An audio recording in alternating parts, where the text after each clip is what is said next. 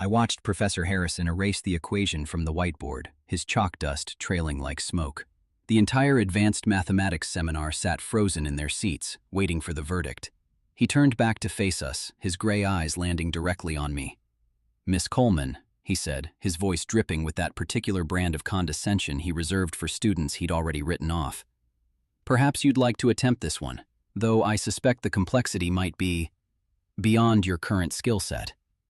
A few students shifted uncomfortably. I felt the heat rise in my neck, but I kept my expression neutral. Harrison had been pulling this routine all semester, the barely veiled doubts, the way he'd slow down his explanations when explaining concepts to me, the comments about how some people just don't have the mathematical mind. I'd learned to let it slide off, to channel the anger into studying harder. But this particular Monday afternoon in October, something in me snapped. "I'd be happy to try," I heard myself say. He smiled that thin, patronizing smile and scribbled the equation back on the board.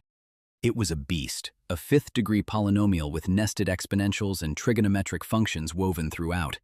The kind of problem that required not just knowledge but intuition, pattern recognition, and the ability to hold multiple solution paths in your head simultaneously. The class had been struggling with variations of it all month.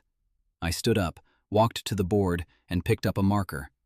Behind me, I could hear the shift in the room's energy, the collective intake of breath, the almost morbid curiosity about whether I'd crash and burn in front of everyone. Harrison leaned back against his desk, arms crossed, waiting for the humiliation he clearly expected. What happened next would fracture my entire senior year at Riverside University and expose a web of betrayal I never saw coming. But let me back up.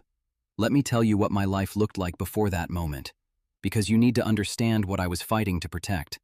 I grew up in the suburbs of Columbus, Ohio, the only child of two people who understood the value of education the way some people understand oxygen, as a necessity for survival. My mother, Patricia, was a nurse supervisor at Mount Carmel Hospital. My father, David, worked in IT infrastructure for a major insurance company. Neither of them had come from money. My maternal grandmother had worked as a domestic cleaner her entire life.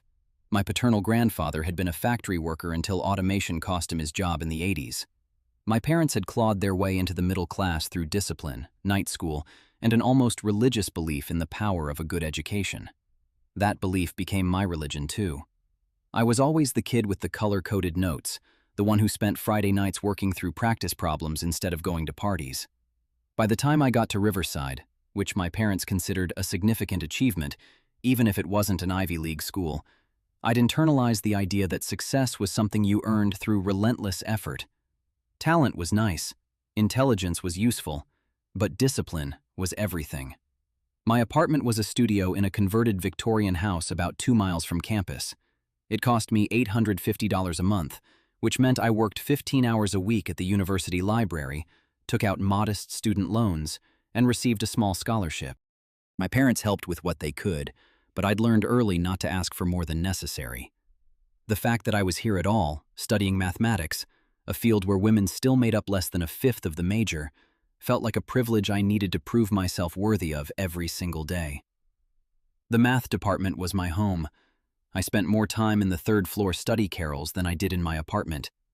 I knew every professor's office hours, every empty classroom where I could work without interruption, every coffee shop within walking distance where I could camp out with my laptop.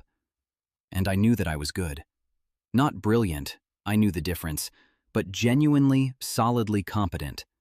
The kind of student who'd get A's through a combination of understanding and exotic preparation. Professor Marcus Harrison was different from the other faculty members. He'd come to Riverside 5 years ago from Cornell, and he carried that Ivy League pedigree like a crown. He was in his mid-50s, impeccably dressed, and had the kind of intellectual confidence that bordered on arrogance. He taught the advanced seminars, advised the mathematics competition team, and had a reputation for being rigorous but fair. I'd heard through the department that he was in the running for department chair. I'd enrolled in his advanced mathematical analysis seminar hoping for a challenge and perhaps a strong letter of recommendation. I got the challenge. The recommendation, I was learning, might not materialize. The first warning sign came in late August, during the second week of classes. Harrison had assigned us a complex proof about convergence. I'd worked on it for 6 hours, filled up 8 pages of work, and arrived at what I believed was the correct answer. He handed back the assignments a week later, with comments scrawled in red ink. Mine had a B+, which stung. But it was the note at the bottom that really got to me. Correct answer, but your method is unnecessarily complicated. Have you considered whether there might be a simpler approach? I went to his office hours to discuss it. His secretary, a woman named Diane who always greeted me warmly, buzzed me in. Harrison was sitting behind a desk that looked like it had been carved from mahogany by Renaissance artisans, surrounded by books and journals. He rarely looked up when I entered. "The proof," I said, trying to sound confident. "I was wondering if you could clarify your comment about the methodology. I thought the approach was sound." He leaned back in his chair, steepling his fingers. "It is sound. That's precisely my point. You're using a sledgehammer when a scalpel would suffice. It suggests to me that you're solving the problem through brute force, rather than insight. Which is fine, Miss Coleman. Not everyone can see the elegant solution." I remember feeling my face flush. "I see the problem," I said quietly. "I just chose to be thorough." "Thoroughness is admirable," he said, returning his attention to his computer screen. "But in mathematics, efficiency is often a marker of true understanding." I left his office feeling small and angry in equal measure. The pattern continued through September and into October. Every assignment came back with similar feedback. Competent but inelegant, correct but pedestrian, technically sound but lacking in insight. My grades were good, but the comments made me feel like I was missing something fundamental, like I was approaching the entire discipline with the wrong mindset. And I began to doubt myself in a way I hadn't before. That's the thing about someone like Harrison. He doesn't need to say something explicitly cruel. The implication is enough. The constant suggestion that you're capable of the work but not truly gifted at it, that you're succeeding through effort rather than ability, that there's some ineffable quality you lack that separates the merely competent from the truly brilliant.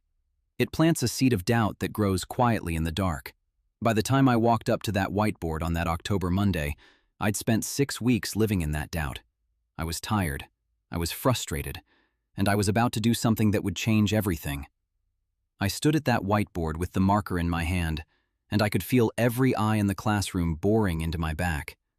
The equation was still fresh, that brutal fifth-degree polynomial with its nested exponentials and trigonometric tangles. I'd studied problems like this for months. I'd done the work. I knew the patterns. And in that moment, something inside me shifted from fear into absolute clarity. I began to write. My hand moved across the whiteboard with steady confidence. First, I isolated the exponential term, recognizing the structure beneath the apparent chaos. Then I factored methodically, showing each step not because I needed to think through it, but because I wanted everyone in that room to see exactly how it was done. The marker squeaked against the board as I worked through the substitution, the trigonometric simplification, the elegant reduction that Harrison had been hinting I lacked the insight to find. 47 seconds. That's how long it took me to solve it completely. I turned around to face the class, and I could see the shock on their faces, on Brandon's face, on Jennifer's, on Karen's. The air in the seminar room had changed. It felt electric. Harrison's expression was unreadable. He stood from his desk and walked slowly to the whiteboard, studying my work line by line. I watched him, waiting. His jaw tightened. He looked at me, then back at the solution, then at me again. "Well?" he said finally, his voice thin and precise. "That's technically correct. Technically correct. Not elegant, not insightful, just correct." "It's more than technically correct," I heard myself say. My voice was calm, almost conversational, but there was steel underneath it. "It's the solution. The one you said you couldn't find. The one you implied I wasn't capable of finding." Harrison stiffened. "Miss Coleman, I don't appreciate your tone." "I don't care," I replied, and I meant it. I was done being careful, done being small. You've spent the entire semester suggesting that I'm somehow intellectually inferior, that I solve problems through brute force rather than insight, that I lack some ineffable quality that separates the merely competent from the truly gifted. But that equation? I just proved you wrong in front of the entire class. The room was absolutely silent. Brandon had his phone out. I would learn later he'd been recording the last part of my speech. Jennifer's eyes were wide. Even the quiet girl in the back corner, whose name I could never remember, was staring openly. Harrison's face had gone pale beneath his tan. "You overstepped," he said coldly. "This kind of insubordination will be noted in your file." "Good," I said. "Because I'm also going to note something else. I'm filing a complaint with the department chair about discriminatory grading practices. I'm documenting every comment you've made about my abilities this semester. And I'm going to request that Dr. Patricia Okonkwo, who teaches advanced mathematical analysis at Ohio State, review my work independently." I knew Patricia Okonkwo. We'd met at a Women in Mathematics conference the previous spring. She was brilliant, respected, and had absolutely zero patience for bias in academia. Harrison's hands clenched into fists. "You're making a serious mistake." "No," I said, meeting his eyes. "The serious mistake was yours. Thinking that a black woman in your class was an acceptable target for your frustration." I packed up my things and walked out of that seminar. The aftermath came faster than I'd anticipated. By the next morning, Brandon's recording had circulated through the mathematics department's group chat. By that afternoon, 3 other students had come forward privately to tell me about similar comments Harrison had made to them, though, interestingly, never to the white male students in the class. By Thursday, Jennifer came to my apartment with a folder containing her annotated assignments, showing a clear pattern. She received nearly identical feedback to mine, yet somehow still earned higher grades. "It doesn't make sense," she said, spreading the papers across my kitchen table. "Look, same methodology, same level of explanation. But he gave me an A- on this one and you a B+. I felt my stomach drop. This wasn't just about me, this was institutional. On Friday, I met with Patricia Okonkwo in her office at Ohio State. I'd driven 40 minutes to get there, bringing copies of my assignments, my notes, and Brandon's recording. She listened to the audio with her face growing darker and darker. When it ended, she removed her glasses and rubbed her eyes. "This is exactly the kind of thing that keeps women, particularly black women, out of advanced mathematics," she said quietly. "The constant implication that you're not good enough, that you're only here through some kind of affirmative action miracle rather than merit. And when you prove your merit, suddenly you're insubordinate." She stood up and walked to her window. "I want to help you, but I need to tell you something first. This is going to get ugly before it gets better." "I know," I said. The formal complaint was filed the following Monday. I submitted it to Dr. Ellen Vasquez, the department chair, along with my documentation, the recording, and a request for an independent review of my mathematical work by an external evaluator. I named the specific instances of biased comments and provided dates and contexts. I also reported the disparate grading between Jennifer and me. Ellen called me into her office 2 days later. She was a woman in her 60s, with gray hair pulled back in a severe bun and reading glasses on a chain around her neck. She'd been chair for 8 years and had a reputation for being fair but firm. "This is a serious allegation, Ashley," she said, gesturing for me to sit. "Professor Harrison denies the claims. He says his comments were meant to push you toward excellence and that his grading is consistent with departmental standards." "Then why does Jennifer Zhang receive higher grades for identical work?" I asked. Ellen adjusted her glasses and slid a folder across her desk. "I've reviewed the files. There are some discrepancies I can't easily explain. I'm going to recommend an external review of all grading in his courses this semester. However, I need to be honest with you. Even if bias is found, the consequences may be limited. He's tenured, he's well published, and he has allies." "I'm not asking for his head," I said. "I'm asking for accountability." "I know," Ellen said, and I believed her. "But you need to understand what you're up against." What I was up against became clearer over the next 3 weeks. Whispers started circulating through the department. Word was that I was vindictive, that I was using my race as a shield against legitimate criticism, that I was trying to destroy a good man's career out of spite. A few professors stopped making eye contact with me in the hallway. One, Dr. Robert Chen, actually pulled me aside and suggested that perhaps I'd misunderstood Harrison's intentions, that he was known for being demanding with all his students. "Not all his students," I said quietly. not the ones who look like him. Patricia called me one evening in late October. "I've been making some calls," she said without preamble. "I need you to know that your work is absolutely exceptional, Ashley. I've reviewed everything you've shown me, and you're not just competent, you're genuinely talented. Don't let anyone convince you otherwise." I felt tears prick my eyes.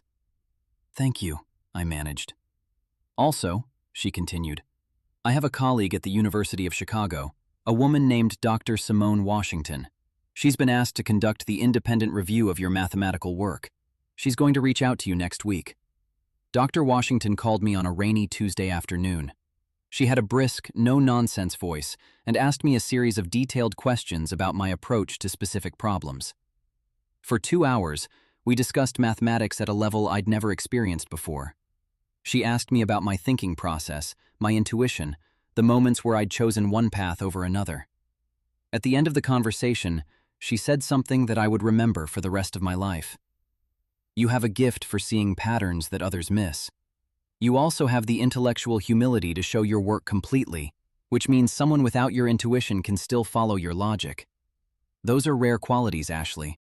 Don't diminish them." The external review took 4 weeks. During that time, I tried to focus on my other classes, but I was running on adrenaline and spite in equal measure. My parents knew what was happening. My mother had called me 3 times with offers to come to Ohio, to sit in meetings, to be present. I gently refused each time. This was my battle. I needed to fight it myself. The official findings came back on a gray Friday in November. Ellen called me into her office again, and this time she was smiling. "The external review is conclusive," she said, sliding another folder toward me. "Dr. Washington found that your mathematical work is not only competent but exceptionally strong. She also found clear evidence of disparate grading when she compared your assignments to those of other students, both male and female. Additionally, her analysis of the classroom recording identified language patterns consistent with implicit bias." I felt something release in my chest that I hadn't realized I was holding. "What happens now?" I asked. "Professor Harrison is being required to participate in mandatory implicit bias training.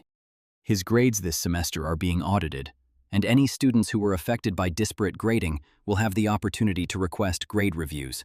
He's also been informed that any future complaints will be taken very seriously and may result in disciplinary action up to and including termination of tenure." Ellen paused.